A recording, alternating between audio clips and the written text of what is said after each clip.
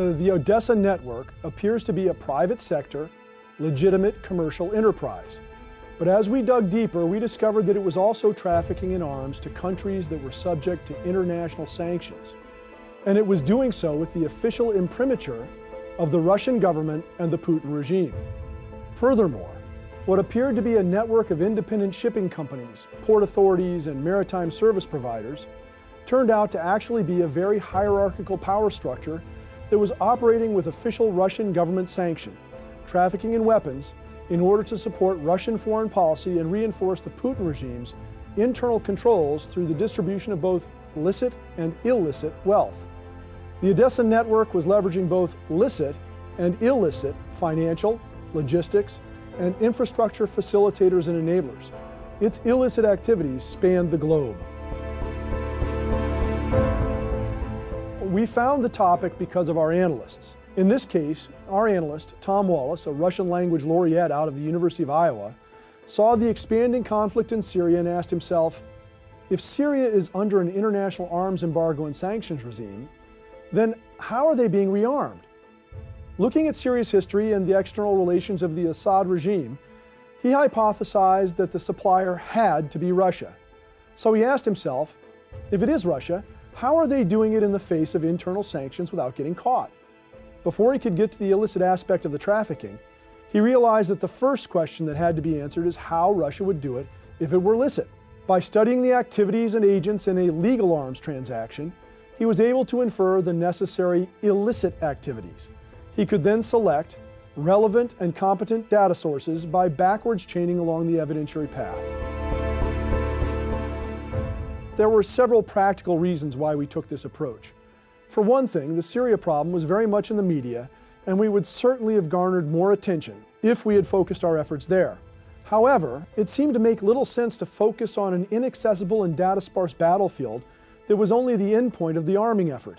Furthermore, if we'd stayed narrowly focused on Syria geographically, we never would have been able to fully examine the network enablers, because they were outside Syrian geography and control. If we had focused more narrowly on Syria, we would only have seen one particular illicit operation rather than the network as a whole. During this process, we learned that there are some general principles that aid in the analysis of illicit power structures. 1, all illicit networks touch licit networks somewhere. 2, to have an illicit capability, there must first be a licit capability. And 3, human networks do not behave like machine networks. They are polyvalent and unbounded. This drove our methodology going forward.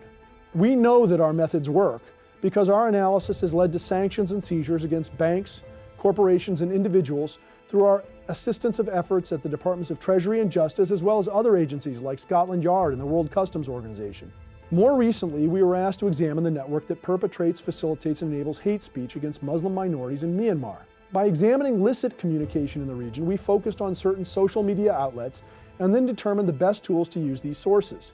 For this project, which resulted in our report entitled Sticks and Stones, we mined Twitter and Facebook. The end result highlighted the impact of a few key communicators. Today, the Buddhist community and enabler, now fully aware and unhappy with the actions of this group, is applying pressure to disband them. Both enablers and facilitators need to be part of a licit system. By influencing enablers, we are able to address conflict drivers without adding more conflict to the system. This, however, has major implications for the scope of analytic efforts and the impact of conceptual and regulatory stovepipes. These implications have driven us to prototype and push reform along 4 planes: personnel, integrated analytic approaches, understanding a networked operational environment, and the absolute imperative of integrating non-governmental and extra-governmental licit networks like our own to enhance the velocity and effectiveness of government action against illicit power structures. In projects that we titled Ivory's Curse and Out of Africa, we analyzed ivory poaching. Our work was so successful it led to major ivory seizures, provided a better understanding of the conflict economy, and facilitated constructive alliances with global law enforcement organizations like Interpol and over 104 NGOs, including the National Geographic Intelligence Unit and the World Wildlife Foundation. By examining hypotheses about the overall trafficking system, We were able to identify relationships between perpetrators, facilitators, and enablers, both in the countries where the environmental crimes were taking place and all of the others along the supply chain to address the challenge along several fronts and empower government action. For example, at one point, we had initiated 4 of the top 6 environmental cases being prosecuted by the DoD National Transnational Crime Support Center. Open source intelligence, unclassified information, also known as OSINT, had the reputation of being ad hoc, static, providing little data advantage, and being vulnerable to deception. An expert would read something and make a qualitative evaluation that was not replicable by any other expert. Most documents were static references like country studies. Public records had minor relevance to the conventional fight. Because it was not fused intelligence, a decision maker looking at open source material would have no advantage over anyone else who read the same readily available information. And it would be simple to place deceptive information into the media. The quality and quantity of information has changed, however, and today there is so much data available that it can't be ignored. The challenge is which data to examine, and unfortunately that often means, in government especially, that analysts allow the immediate tactical imperative to drive the analysis rather than letting the analysis drive the investigation.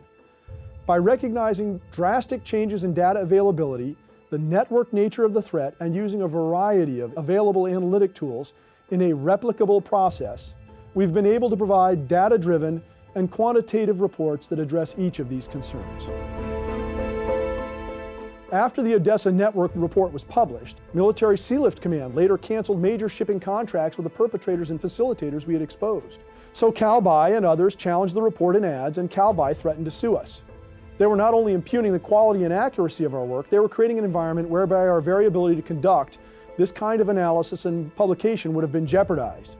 After 6 months and 11 hearings, we won our suit against CalBuy with prejudice. As uncertain as it was to go through the court battle, it was important for us to do so. Like many of the illicit networks we investigate, we can and will use the legal system and legal sanctuary to our advantage. Our legal victory over CalBuy was about much more than vindicating our work on the Odessa network analysis. It was about not conceding the legal system to illicit power structures who will use and abuse it for their own illicit purposes.